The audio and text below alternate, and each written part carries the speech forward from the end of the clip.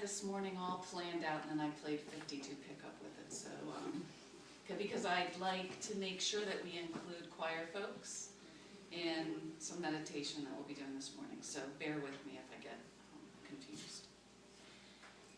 I wanted to briefly reorient us in where we are and have been, and that is to say, this is part 2, week 3 of our exploration of compassion.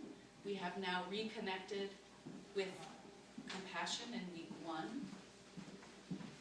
We moved into an exploration of self-compassion last week,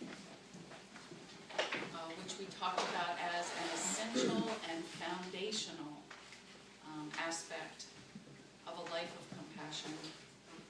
And this week we will take up mindfulness, which we talked about last week as an essential element of the self-compassion piece in a very particular way. We'll talk more about that. We know that it's also a much larger topic.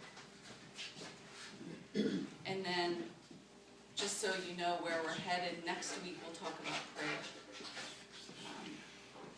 In part because you all have brought this up and brought it up repeatedly. So how does prayer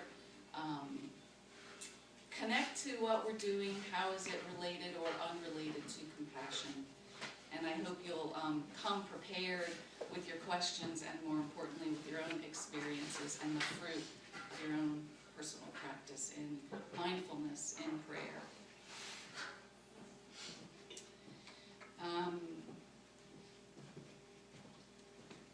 I guess I would ask, those of you who were here last week, we left off with self-compassion. I